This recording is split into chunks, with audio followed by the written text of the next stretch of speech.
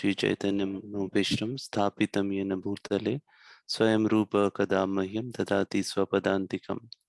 वन्देऽहं श्रीगुरु श्रीयुतापदकमलं श्रीगुरु वैष्णवांश श्रीरूपं साग्रजातं सहगण रघुनाथान्वितं तं सजीवं साद्वैतं सावधूतं परिजनसहितं कृष्ण चैतन्य देवं श्री राधा कृष्ण पादान् सहगण ललिता श्री विशाखान्वितं हे कृष्ण करुणा सिंधु दीनबंधु जगतपते गोपेश गोपिका कांता राधा कांता नमस्तुते तप्त कांचन गौरांगी राधे वृंदावनेश्वरी वृषभानुसुते देवी प्रणमामि हरिप्रिये वंशकल्पतरुभ्यश्च कृपा सिन्धुभ्यः च पतितानां पावनेभ्यो वैष्णवेभ्यो नमो नमः।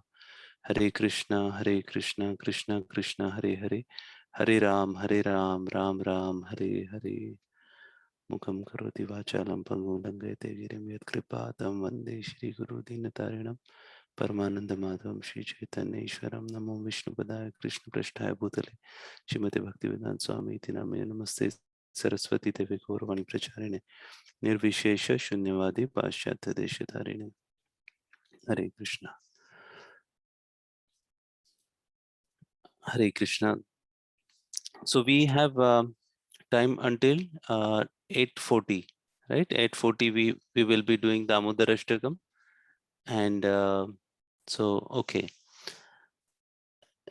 Today we are discussing verse number, text number 20.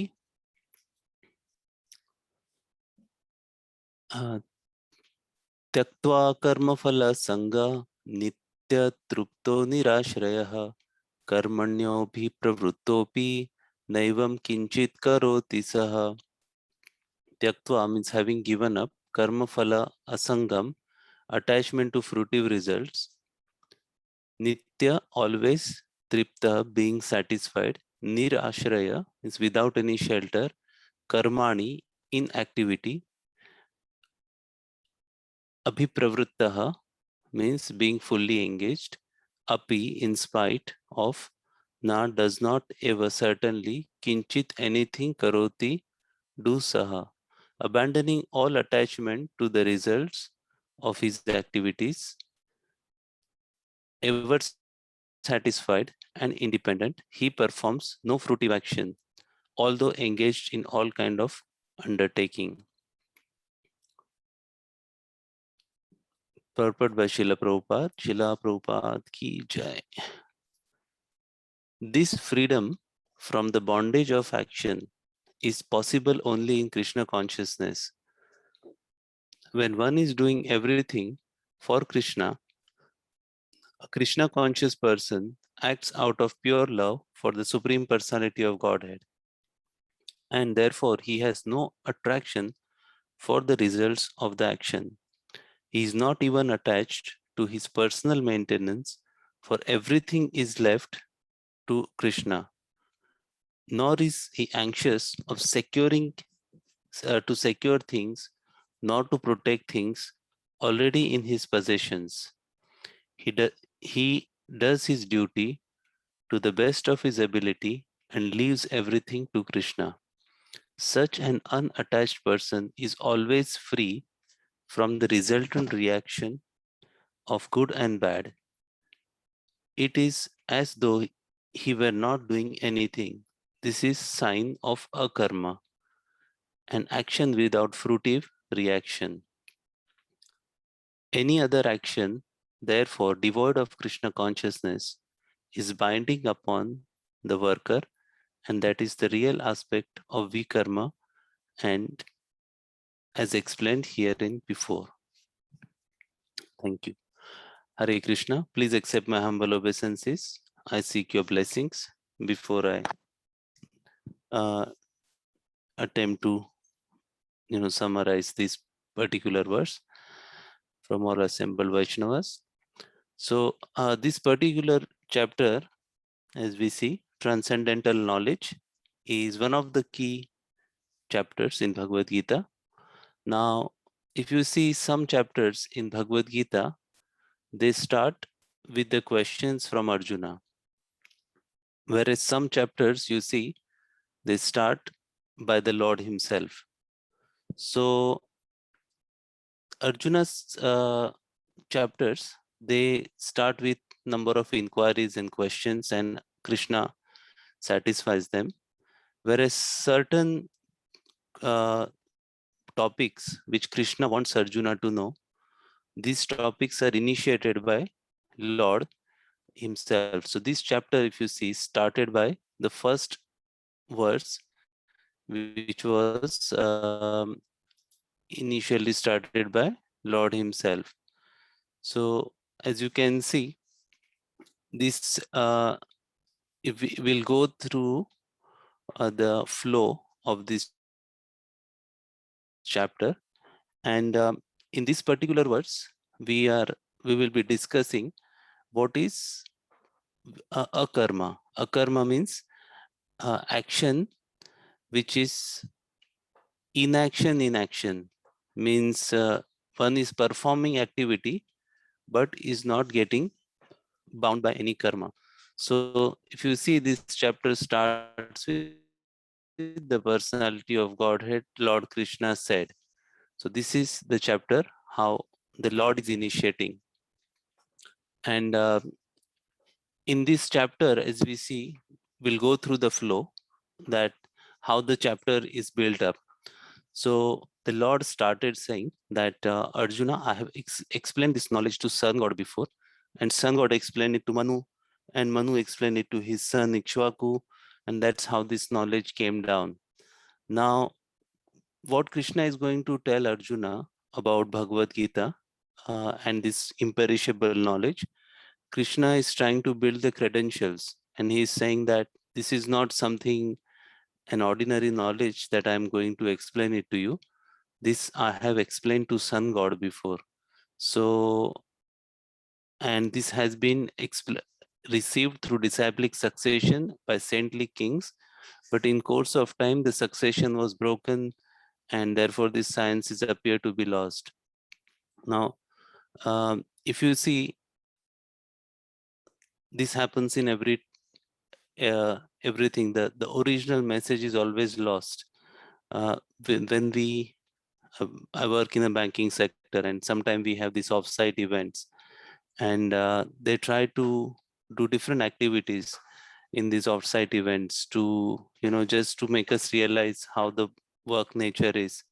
So last time when we were out, we played a game where they asked us to stand in one line, and then the first person said a clear message of one line, not so difficult to understand, and said it to the second person has to say it to the third one, third to fourth, like that. And there are around 15 people in one line, and then the last person has to call out the same message.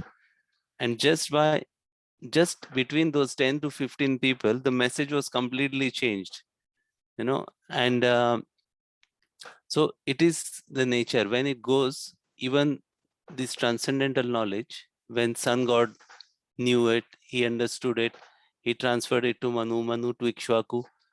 But in this whole chain, that message was lost. So the Lord is going to now re-establish the same message of Bhagavad Gita. Now, Arjuna is querying that, how come that?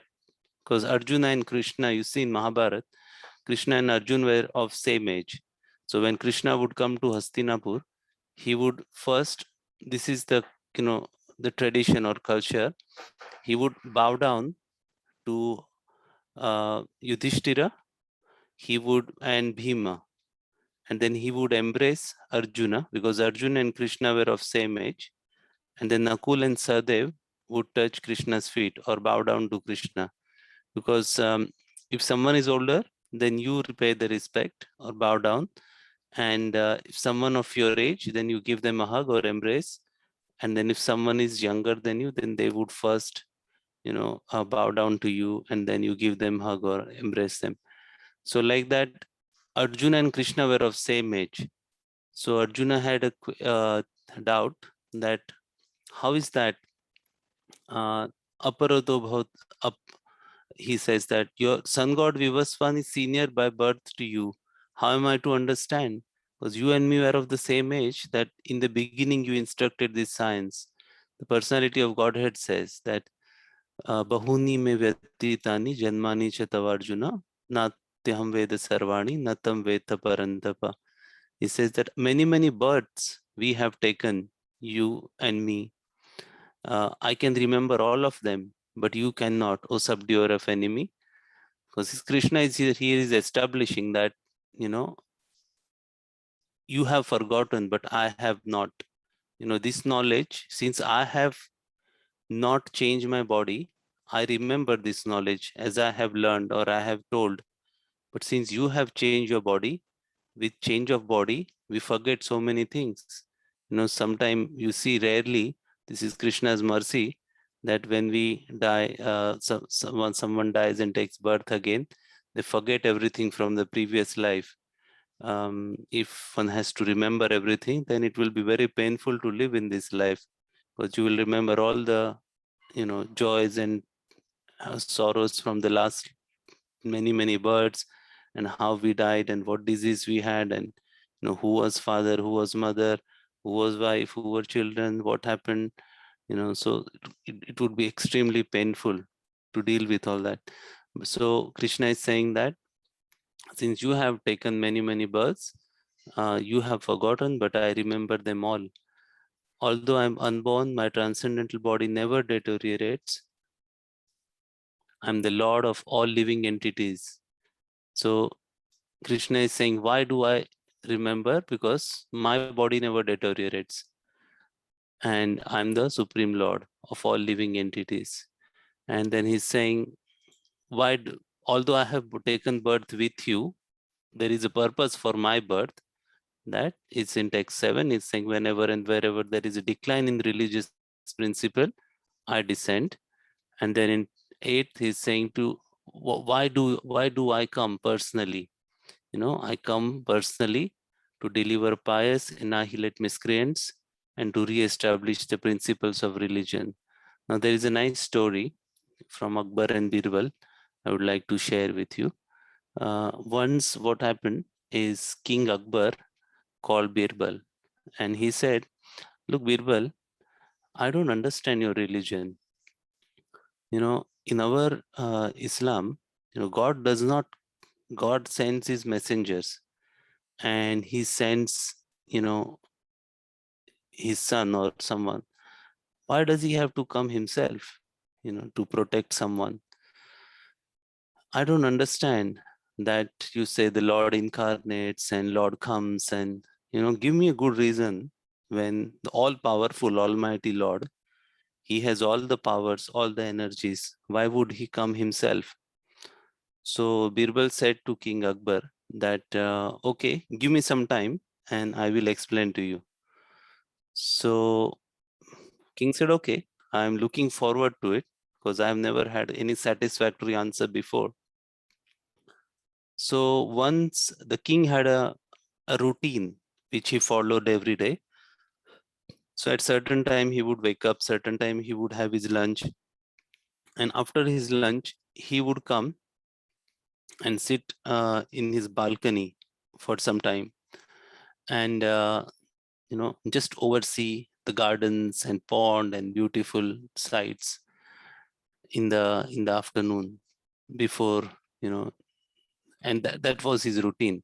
So once it so happened that he came and he sat and he was looking over the balcony, and he saw someone, a lady dressed like his queen, at the pond, and she had a little baby, Akbar's baby, in her arms, and she was swinging the baby. And suddenly, while he was looking at it attentively, what she was doing, she threw the baby in the pond. And Akbar became so overwhelmed by that sight. He jumped from the balcony, he came running, he jumped in the water, and he rescued the baby. And when he took the baby out, he realized it was a doll. And he became extremely angry. He said, what nonsense, who did this nuisance? How dare someone can make a fun like this with my child? And my personal life and all that. And then he became very angry, and he said, he summoned all his court right away after that, and he wanted to find out who did it. So Birbal said, I am extremely sorry, Your Majesty, I have tried to do that. He said, Birbal, how can you do that? How heartless you can be to have a fun, such a humor with me like that. So he said, Your Majesty, I'm just trying to prove a point that you are the ruler of entire country, and you have so many servants, and you have so many guards. But when it came to your own child's welfare, why did you jump yourself and came running for to save and protect? You could have, asked any one of your guards to run. So he said, this is the compassion of Lord.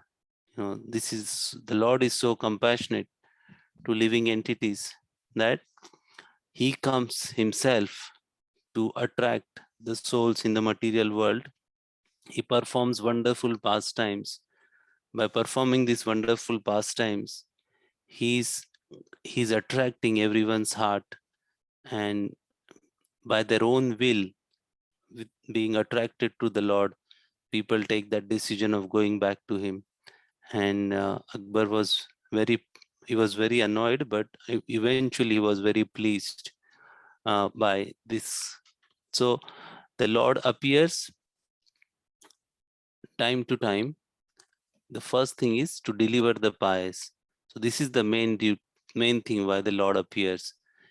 The other things are not so important. That's why they are following the first main reason. Annihilate the miscreants. That can be done just by the Lord's energies. Just like time. With time, everyone dies. The material body will finish. All the empires, Roman Empire, British Empire, all those who were leading the world, now they are nowhere, isn't it? So with time, everything is dissolved. So Lord does not have to personally come to annihilate the miscreants. But then main purpose for Lord's arrival is to deliver the pious, as well as re-establish the religious principles. So that is again, you know, just as a result of the Lord's arrival to this universe, just as an auspicious, just like when sunrise happens, then it also it also dries up with the heat, the sun's heat. It dries up all the muddy puddles and ponds, or that the sun is not rising to do that, but just by the presence of sun, all those damp places or all the you know that is dried up, but that is not the main purpose. So similarly, this principle of religion and miscreants, that's not the main reason. The Lord appears to satisfy his devotees. Lord Ram appeared, Lord Krishna appeared. Why did Lord Ram go to the forest for 14 years? It's just to satisfy his devotees who have been waiting for a long time and patiently, you know, chanting and glorifying the Lord. For them, he appeared, and then just killed few demons and killed Ravana. It's just part and parcel of it. Killing Ravana was never a big agenda for Lord Ram. Lord Ram's great grandfather was so powerful. His name was King Raghu, that he wiped. Uh, so there was a story that Ravana. Now see, Ravana has been ruling for very long time. Ravan was not there for very short time. Ravana had fight with King Raghu. That's why we call Raghupati Raghav Rajaram. Raghupati means he's from Raghu dynasty. And Raghuvir. So Raghuvir is also from Raghu dynasty. The Veer means brave or warrior of Raghu dynasty. It's called Raghuvir, Raghupati. So King Raghu was forefather of Lord Ram, and he was very powerful king. So once Ravana came to challenge him, he was a great yogi as well. And Ravana said, come and fight with me. So King Raghu was not at all interested. So called Ravana and said, why don't you come and see me tomorrow at Saryu River? And let me tell you something. If you're not happy with that, then I will I will fight with you, no problem. So Ravan said, okay, fine, I will come. When he met King Raghu, he was doing meditation there. With a with a stick, he drew map of Ravan's Lanka without going to even Lanka once. And he told Ravana, look, this is your Lanka, this is where your palace is, this is all the treasure houses, these are where all your, ammunition is. And this is he drew everything so precisely that Ravana was very surprised. He said, how come even I don't know my kingdom so well and he knows it so well? Then with his one hand, he just very small part of that kingdom, he wiped it off. And then he said to Ravana, now you go to your kingdom and see what's happened there and come back. When Ravana went there, actually that part of his kingdom was fully demolished just by King Raghu. He was sitting there in Ayodhya. He wiped that off. So Ravan stood no chance of fighting with him and defeating him. But Ravana was very, very egoistic and, very, he would not give up so quickly. So he thought, what could be the reason for his power? Then he thought maybe it is because his wife is very chaste. When the woman is chaste in a relationship and a well-wisher of her husband, then the husband becomes very powerful in all his endeavors. That we also see in the story of Tulsi Maharani. And her husband was a great demon. He was not, even Lord Shiva was not able to defeat him because she was a very chaste wife and she would pray for him. So the chastity is rewarded by Lord in a very high regards. So Ravana thought that, okay, let me do one thing. Just like, Indra spoiled Ahilya, I will also go and, in a disguise of this Raghu and break her chastity, and then I can kill Raghu. So he he took a disguise of King Raghu and went to meet his wife privately. But his wife was also very, chaste woman. She was Tapaswini, and she immediately recognized that this was not her husband, and she chased him away. And then she told her husband, and now this time Raghu thought that this is, height of indecency. I've given him enough opportunities to spare his life, and he's not learned the lesson. Now I have to end his life. So out of anger, King Raghu lifted his bow and put his arrow. He took out his arrow from his quiver, chanted the mantra, and he put the arrow on the bow, and he was about to shoot. But at that time, Lord Brahma appeared there, and Lord Brahma said, please don't do that, because Lord is going to descend in your dynasty, and he's going to come to satisfy so many devotees who have been waiting for him for years and, lives after lives. They've been meditating on him, and to satisfy them, the Lord is going to descend. And just as one of the pastime, he's going to kill Ravana. So please don't, disturb the whole plan. So Raghu said that I appreciate what you're saying and I respect you, but in our dynasty, once we take a sankalpa and once we decide and we take the arrow out in that person's name to shoot, we don't, we don't put that back in our quiver. We don't let that go. So now I have no choice, but I have to shoot this arrow. It will not go back into my quiver. So Lord Brahma then was being very clever. He came out with that solution. He said, okay, so I respect your vow. You give me that arrow, and the same arrow, I will give it to Lord Ram. And through that arrow, Lord Ram will kill Ravana.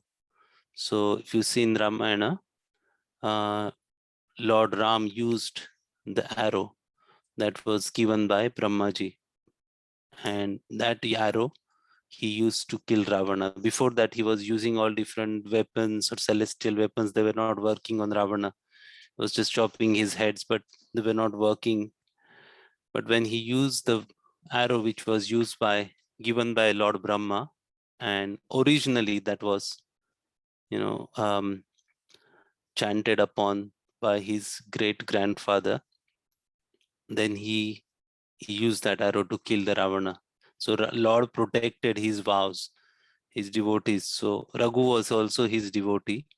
So he protected his vow, he protected Brahma's promise, and then eventually he used the same arrow to kill Ravana.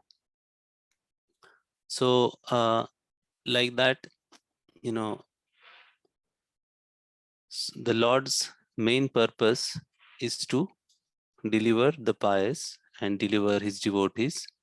Then he says, one who knows the transcendental nature of my appearance and activities does not upon living body take birth in material world and takes my eternal abode.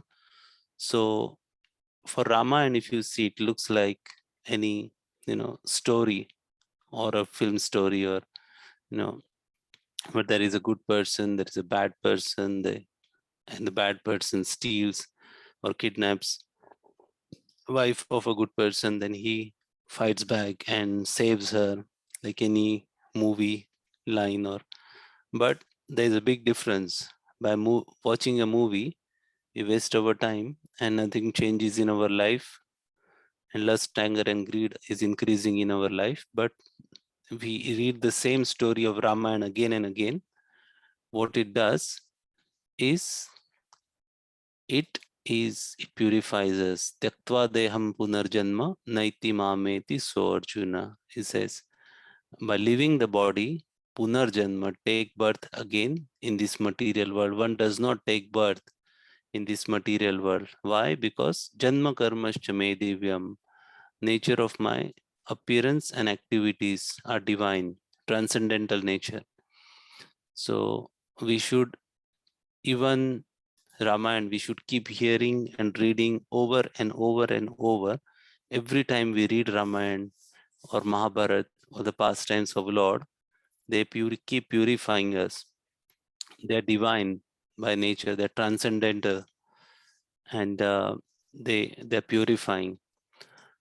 So Krishna is saying that here, that read or hear my pastimes and understand them in true nature. One who knows the transcendental nature of my appearance and activities, not just hearing. We have to understand tattva also. Sometimes people argue that, oh, why did Lord Ram went to hunt a deer, or why this and why that. So you have to, because we don't understand the tattva, we don't understand what Bhagwan is. We take Lord Ram as some an ordinary personality who is crying for his wife, or who's go running to catch a deer. Why does he have to run to catch a deer? He had so many arrows who could just follow the sound. He had, when he fought with Ravana, there was incidents when all the demons, they they disappeared in the sky, and they were throwing all these massive boulders and filthy things from the sky by disappearing. And Lord sent Lord shot them down with all these Shabdabhedi Ban, means like the missiles who follow the sound. So wherever the sound is coming, the arrow will follow the sound and hit the target. So when Lord Ram had all those weapons, why did he run after Marichi? To catch Marichi. So we have to understand the details of Lord's activities. They are not ordinary. And in Ramcharitmanas, there is a beautiful story of Lord Shiva and Parvati when Parvati saw Lord Ram crying for Sita, she was bit in doubt. She said, "What kind of you know Supreme Lord he is that he doesn't know where his wife is, and if he knows, then why is he crying? So either is he acting or is not the Lord?"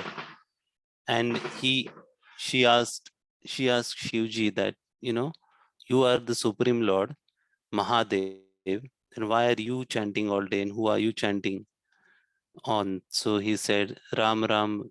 So these words, wonderful words. He says, I worship Lord Ram.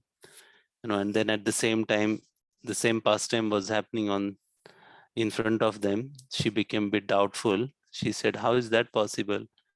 That my husband, who is supremely detached, he's not even attracted to me, you know, uh, and he's worshipping someone who is crying bitterly and lamenting for his own wife. So then she tried to test Lord Ram. She became Sita and went in front of him, and he immediately exposed her and said, what are you doing, mother, without your husband in this forest? And she became so ashamed, and she came back to Lord Shiva. Lord Shiva said, so what happened? Did you test Lord Ram? She said, no, no, no, no, I didn't do. You told me and I accepted and I understood. Why should I test him? And Lord Shiva then meditated and just immediately found out that what she has done, she had taken a form of Mother Sita and went in front of his Lord. He was, he immediately he thought that my wife has taken form of my mother. Now I cannot accept her as my wife. And this was Sati, not Parvati. So when that happened, the Lord then accepted. Lord Shiva rejected Sati, and he did 40,000 years meditation after that. And Sati immediately understood in her heart that my husband has rejected me. Without Lord Shiva saying anything, he just went deep into meditation. And then that way we know the story after what happened to Sati when she went to her father Daksha Prajapati's yagya, and then she left her body, and then she reappeared as Parvati. But yeah, so the Lord's pastimes are not ordinary. If we, by just knowing them, it's understanding them in real sense. And then all surrender unto me, I reward them accordingly. Everyone follows my path. Men in this world desire for success in fruitive activities. Therefore, they worship demigods quickly. Of course, men get result for this work in this world. Krishna is saying that. According that worshipping demigods, we get quick results, but they are temporary. According to three modes of material nature, one and work associated with that, Krishna has created this society, Chaturvarnamaya system, Guna Karma Vibhagasha is saying that four Brahman, Kshatriya, Vaishya, Shudra, Brahmachari, Grihastha, Vanaprastha and Sannyasi, these are all systems created by Lord. He's saying there is no work that affects me, nor do I aspire for any fruits of action. One who understands this truth about me also does not become entangled. So Krishna is not entangled. So how can his follower will become entangled? If the leader knows where to go and you follow him, then you don't need to worry. So if you are following a blind leader, then both will fall in the ditch. all the liberated souls in ancient times acted in the understanding of my transcendental nature. So he's saying that, look, this is not something new that I'm telling you. In the past, many liberated souls have followed my instructions and my transcendental nature, and therefore you should perform this duty. He's not saying because I'm telling you, you do it. I tell you, that's why you do it. Is not Krishna is not saying that. He's saying that many liberated souls, not ordinary people, liberated souls have already acted in this way in the past. And you want to be liberated, then you follow them. Then, yeah, even the intelligent are bewildered, determining what is, yeah. So this karma is very, now what we are discussing from text 16 to 20, it is a very deep topic for discussion, that what is karma, akarma, and vikarma. I'm sure in the previous verses, Vrindavan Chandra Prabhu or Divyanam Prabhu may have gone in depth with all of you about the intricacies of karma. Is very hard to understand why good things are happening to bad people and bad things are happening to good people, and why when I have no fault, everything's happened to me. You know, I have everything, determination, good motive, hardworking ability, but success does not come, or someone who has nothing but success keeps flowing. All these things are very difficult to understand. That's why Krishna is saying that intricacies of action are very hard to understand. Therefore, one should know properly what action is, what forbidden action is, and what is inaction. And one who sees inaction in action and action in inaction is intelligent among men. So it's how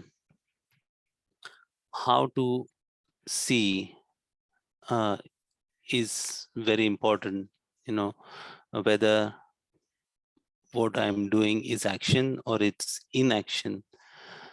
So there is a nice story in this context in Mahabharata, but we are running out of time, so I'll leave that for the next time. And in this, one is understood to be in full knowledge, whose every endeavor is devoid of desire of sense gratification. He is said to be sage of, to be or worker, whose reactions of work have been burnt.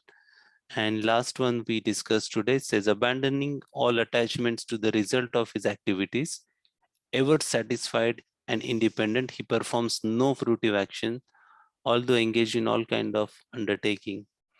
So someone who's engaged constantly in serving the Lord, then externally it may appear that the person is, actively managing other people, running committees, conducting meetings, collecting donations, or doing all sort of hundreds of activities that may externally appear mundane of anyone else doing the same thing, but the result of these activities are not same.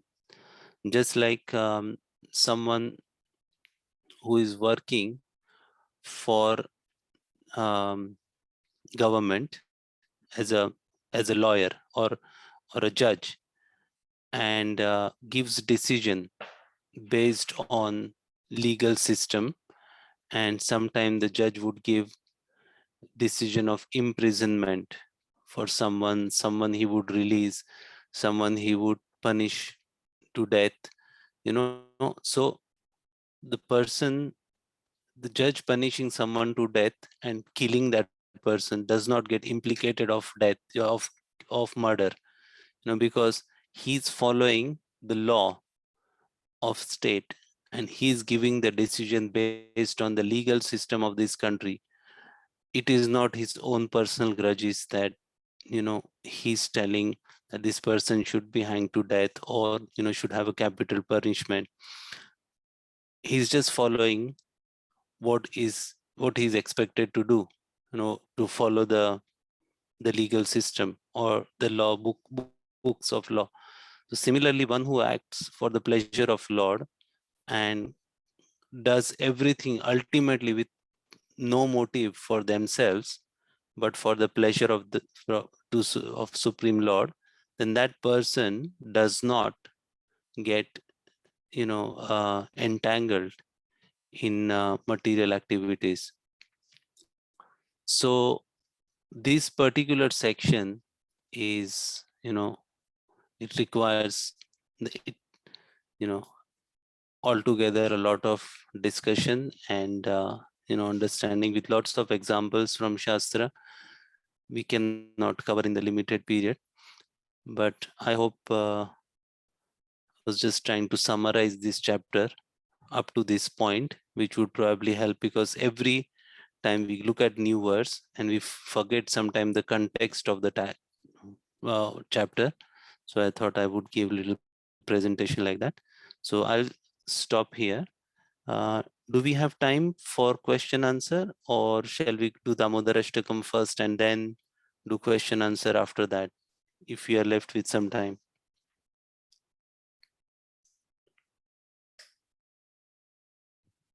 Hare Krishna, Prabhuji. Hare Krishna. Hare Krishna. We can do the Damodara Ashtakam first, and then we will do the questions and answers, if you don't mind. No, Hare absolutely, Krishna. no problem. So for Damodarashtakam, do you want me to share the screen, or you have the words? If you could share the screen, please, from the Bhaktivedanta Manna site, website, please.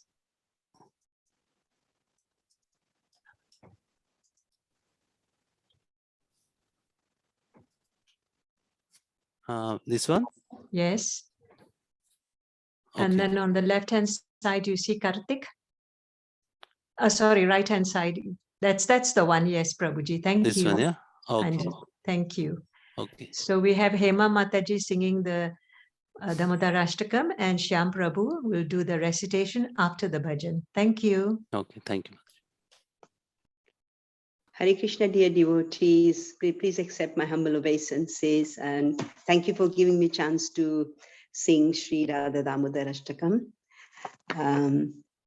Namamishwaram Sachitanandarupam Lasatkundalam Gokule Prajamanam Yashodabhiyalu Kaladadvamanam Padam Rishtamatyanta Drutaya Gopya Rudam Tamuhunetra Yugma Brijantam Karambhoja Yugame Nasatanta Netram Muhuswasu Kampati Repato Kantam Stita Graiva Damodaram Bhaktivadam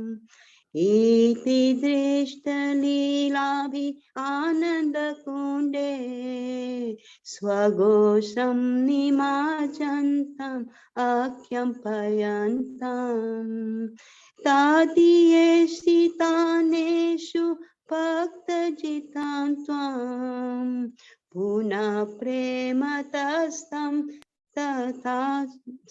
Puna prematastam satavriti vande Varam deva moksham na moksham vadima na chainam rineham varesha apiha Idam deva purnatha gopala balam Sada me manasavi rasdam kimanye Idam te mukham bhojam atyanta nile Vritam kundale shikna rakshatya gopya Muhusyumbitam bimba raktadharam me मनसा विरसम् आलं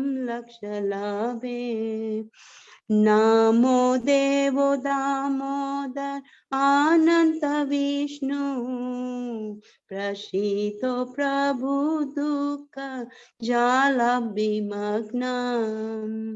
कृपा दृष्टि वृष्टावि दीनापतानु ग्रहणे सममग्न अधियक्षिदृश्य कुबेरात्मजो बन्ध मृत्युं यद्वता त्वया मोचितो भक्ति पाजो कृतः च तथा प्रेम भक्तिं स्वकाम्ये प्रयाचा न मोक्षे ग्रहो मे श्रीदामोदरेया नमस्ते सुधाम्ने स्फुरादितिधाम्ने त्वदीयोधरायस्य विश्वस्य धाम्ने नमो राधिकायन्त्य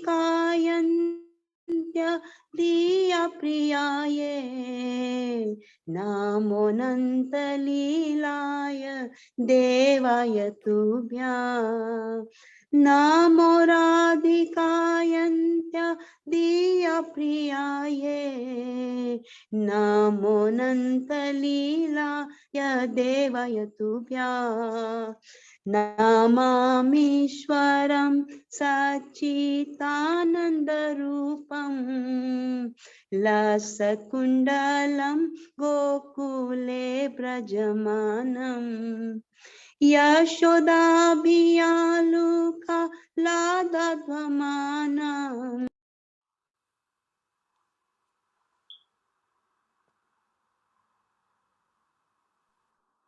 Hare Krishna. Thank you, Mataji. Very, very nice tune. I've never heard this tune before. Very beautiful tune. Okay, Shyam Prabhu, you want to read the Yes, translation? Hare Krishna. Krishna Krishna Hare Hare Hare Rama Rama Rama Hare Hare Hare Krishna Krishna Krishna Hare Hare Hare Rama Rama Rama Hare Hare Jayo Radha Damodar Yashoda Damodara Yashoda Damodara Shri Radhe Jayo Radha Gokulananda Radha Gokulananda Radha Gokulananda Shri Radhe Jayo Gauranitai Gauranitai Gauranitai Jaya Gauranitai Jaya Prabhupada Prabhupada Prabhupada Shila Prabhupada Shri Radha Damodar Ashtakam ki jai. Thank you. Hare Krishna. Thank you, Mataji. I was saying it's a very nice tune. I've never heard this before. In between, I think we lost you for a few seconds. I thought you stopped. It's Bhakti Charu Maharaj's tune. Yes, very beautiful. Actually, I thought, it was coming from some Bengali devotee, Hare Krishna. Very Prabhu. nice. Thank you. Thank you so much. Hare Krishna. Prabhu, Hare over to you. Yeah, thank you, Prabhu. Hare Krishna. To the Supreme Lord, whose form is the embodiment of eternal existence, knowledge, and bliss, whose shark-shaped earrings are swinging to and fro, who's beautifully shining in the divine realm of Gokula, who due to the offense of breaking the pot of yogurt that his mother was churning into butter, and then stealing the butter that was kept hanging from a swing, is quickly running from the wooden grinding mortar in fear of Mother Yashoda, but who has been caught from behind by her, who ran after him with greater speed. To that Supreme Lord Sri Damodara, I offer my humble obeisances. Seeing the whipping stick in his mother's hand, he is crying and rubbing his eyes again and again with his two lotus hands. His eyes are filled with fear, and the necklace of pearls around his neck, which is marked with three lines like a conch shell, is shaking because of his quick breathing, due to crying. To this Supreme Lord Sri Damodara, whose belly is bound not with the ropes but with his mother's pure love, I offer my humble obeisances.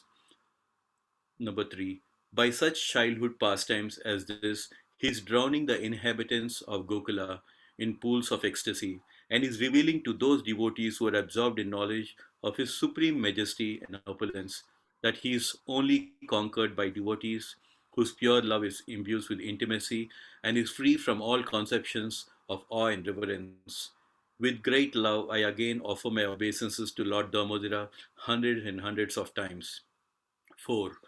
O Lord, although you are able to give all kind of benedictions, I do not pray to you for the boon of impersonal liberation, nor the highest liberation of eternal life in Vaikuntha, nor any other boon which may be obtained by executing the nine processes of bhakti. O Lord, I simply wish that this form of yours as Balagopala in Vrindavan may ever be manifest in my heart, for what is the use to me of any other boon besides this? 5. O Lord, your lotus face, which is encircled by locks of soft black hair, tinged with red, is kissed again and again by your mother Yashoda, and your lips are reddish like the bimba fruit. May this beautiful vision of your lotus face be ever manifest in my heart. Thousands and thousands of other benedictions are of no use to me. Number 6. O Supreme Godhead, I offer my obeisance unto you. O Damodara, O Ananta, O Vishnu, O Master, O my Lord, be pleased upon me. By showering your glance of mercy upon me, deliver this poor ignorant fool who is immersed in an ocean of worldly sorrows and become visible to my eyes. Number 7. O Lord Damodara, just as the two sons of Kuvera, Manigriva and Nalakuvera, were delivered from the curse of Narada and made into great devotees by you in your form as a baby tied with a rope to the wooden grinding mortar, in the same way, please give to me your own Prema Bhakti. I only long for this, and I have no desire for any kind of liberation. Number 8. O Lord Damodara, I first of all offer my obeisances to the brilliantly effulgent rope which binds your belly.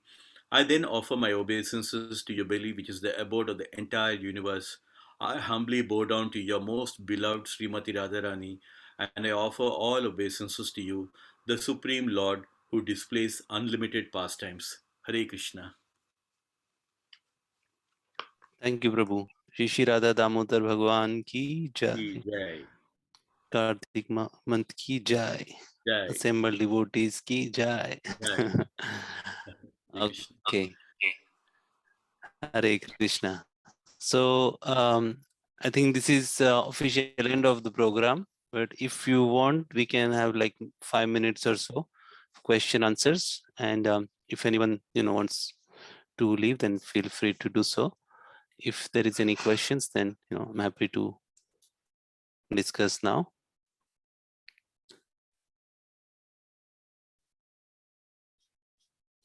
Any questions? No? Okay. Hare Krishna Prabhuji, there's a question in the chat. Oh, is it? Okay, sorry, 1 second. Okay. My understanding is that anybody killed by the Lord is liberated. When Lord Kalki will appear at the end of the Kali Yuga, he will kill the sinful who will be delivered by Lord Kalki, the pious or the impious. Good question. See, the annihilation happens and many people, they die in the annihilation process. Now the Lord will come and he would kill very, it is said, the rulers at that time who would be extremely sinful. So those who will get killed will be special souls. They will be assisting in Lord's pastime. Just like in Krishna's pastimes, Krishna didn't kill everyone. He like Jarasandha, he was father-in-law of Kansa. He attacked on Krishna 17 times, but Krishna did not kill him. He just let him go. He killed his entire army, but let him go. So just like Kaliyavana, there was another king or a demon king who attacked on Mathura. Krishna did not kill him. He just ran away from him. And Kalyavana was following Krishna. And then he went to a cave where one of Krishna's devotee was sleeping for a long time, King Muchukunda. And he was, sleeping there for many, many years, very long time.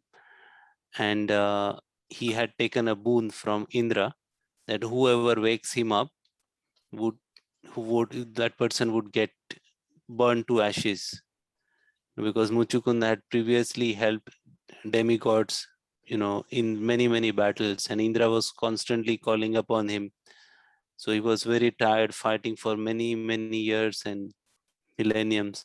So he wanted to sleep for a very long time, and Krishna didn't want him to sleep for that long. He already had slept enough. So Krishna wanted to wake him up, at the same time kill this demon. So he devised a plan that he made this demon chase him, Kalyavana, and then he entered in the cave and hid in the cave. So when Kalyavana came, he thought it was dark in the cave. He saw that someone was lying down.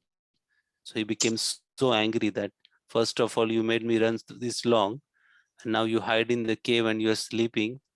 What kind of insult is this to a warrior? And he kicked him hard. And this Muchukunda woke up by that kick.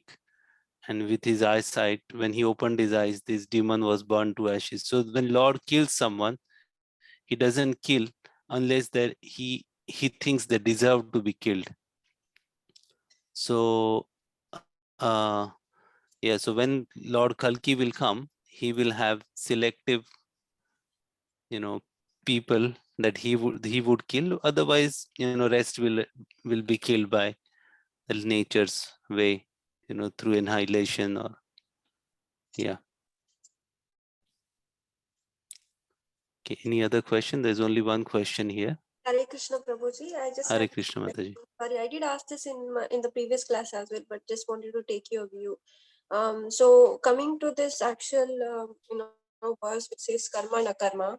So it is obvious for pure devotees that they are all the time 24/7 engaged in the consciousness of Krishna, but then people like us who are still trying to achieve that state of mind are in the the mixed bhakti. Sometimes we do think of the Lord and sometimes we don't. So what happens for such devotees? I mean, like, when, and we know that each act is segregated as a karma, akarma, and vikarma, and obviously those where we have worked with the consciousness of the Lord and for the Lord do not bounce back with the reactions. But what happens to those which are obviously probably gone out of those, and so does that mean those will come back to us and we will have to take the next life to suffer those set of activities wherein we've done without remembering the Lord or not done for the Lord? I mean, yeah, I think we all get to the situations wherein we are tied up with something else, engaged with something else, and then Yeah, so once we take, thank you, Mataji, for asking these questions. So my understanding is, once we take shelter of Krishna, that means then shelter through spiritual master, then Krishna will take charge of our life. Now, eventually we may see that, nothing is changing, the same desires, same issues, inattentive chanting, so many different issues are not changing straight away. But by steady practice of devotional service and following the instructions of spiritual master and Srila Prabhupada, then that determination, as long as we show, then we will definitely make advancement, and Krishna will definitely, it is said that, just like I think I had explained earlier, when a big tree is uprooted in in earthquake or in heavy wind, then the tree doesn't dry up for a very long time, for a month or 2 months. And people may think, oh, this is such a wonderful tree that, even if it is uprooted, it is still alive, but it is dying day by day. So similarly, at one point, it will completely dry down. Similarly, when we have taken shelter of Krishna, initially all those anarthas that we have will not go, because either our spiritual practices are very less, whether we are chanting very less, or our tapasya is very less. Because if we increase that alongside, then the results can be seen very fast. Like we see in Bhaktisiddhanta Saraswati Thakur, when he started preaching, before that many years, he just did a very severe tapasya. So he was chanting almost every single day, 20, 18 to 20 hours. He was chanting for many years, like six years or so, if I'm not wrong. You can correct me if anyone knows exactly the number. And in that period, he did not, preach or anything. He was just chanting. So one has to increase one's tapasya to see some result. But the problem sometimes we have is we want to see result and don't work towards it. We want to advance spiritually, but without any efforts. So that's where the problem starts, or the effect is there definitely, but it is not so prominent because our endeavors are not much. Like we have a high fever and we take 10th part of a tablet, paracetamol tablet. So the amount of drug you have taken will have effect, but that will not immediately bring the fever down. If you take 2 full tablets, then the effect will be immediate. So similarly, we also have to do our bit. And regarding karma, once you have taken shelter of Krishna, Krishna says in Bhagavad Gita, right? Sarvadharman parityajya mamekam sharanam raja. If we have taken ekam sharan, means there is no other dependencies. And we see whatever, Krishna, whatever I am doing, I know I have lot of faults. I know my mind is all over the place. I know I will make lot of offenses, but you are my only shelter. And you know what is right for me. You please guide me. Then in that case, there is nothing to worry about. We take shelter of spiritual master, we take shelter of Krishna, and then Krishna, it's Krishna's problem, it's not yours, right? So if we think that I'm in control and my decisions rule, then we take a bit burden on our shoulder. But suppose if I have strong desire to do something and I'm trying not to do it, but it is my nature is pushing me, my mind is pushing me, I'm bound to do that. So what we can do is surrender to Krishna and say, look, Krishna, please, I know I have heard I should not have material desires, I should not be doing these things, but my nature is such, so much rajoguna in me, that I have to do it. I cannot stay away from it. So please, I surrender this activity to you. You take care of it. If you think it is right, give me. If you think it is wrong, then don't give me.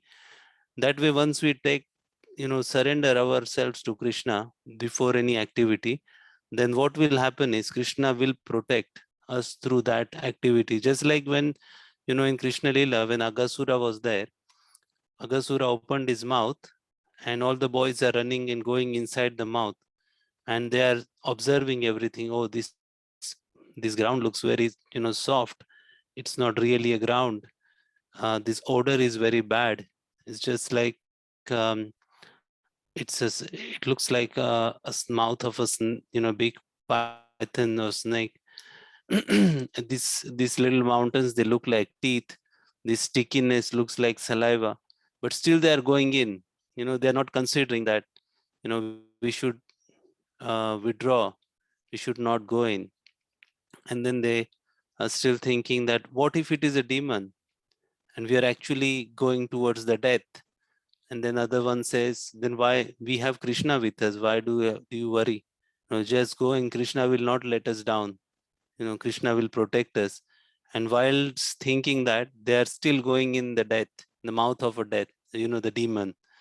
And then Krishna is shouting, don't go, he's a demon, don't go in his mouth. Krishna is panicking. But these boys, they are still going. They are thinking, oh, Krishna is there to protect. We will enjoy whatever we want to do, we will still do. And they are going inside. And then what happened? Ultimately, Krishna ran and he saved them out. Similarly, our situation is like that.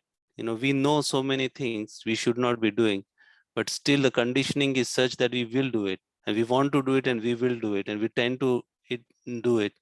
So what can we do? We just follow the pastime of Agasura and pray to Krishna, please come and save me. I have no intelligence to stop myself. So I'm yours. You save me. Okay, I think we have overrun the time. Some other question: in freedom from bondage of action, can this be attained by atheists who are in search of peace if they act without any expectations?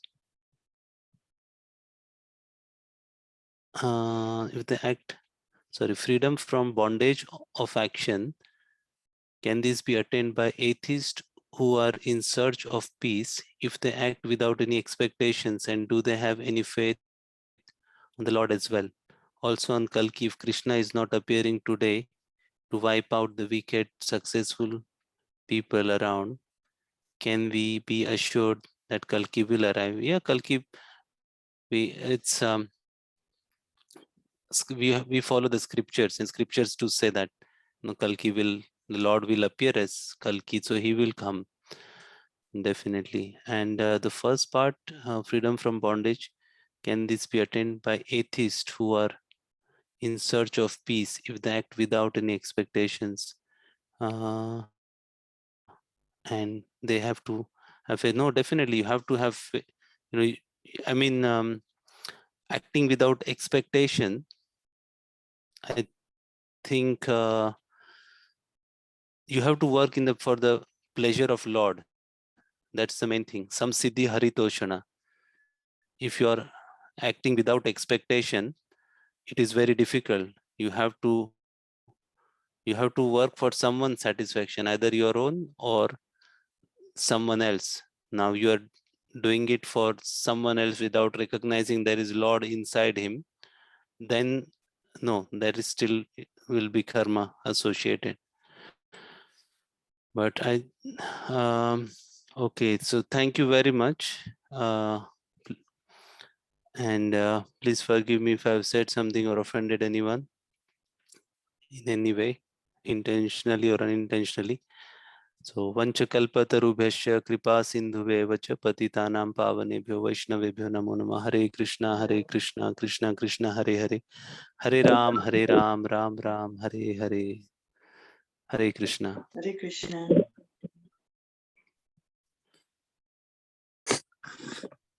Thank you, Prabhuji. Hare Krishna. Hare Krishna, Hare Krishna. Hare Krishna. Prabhuji, thank you for the wonderful class. Thank you, Mataji. Hare Krishna. Hare Krishna. Thank you.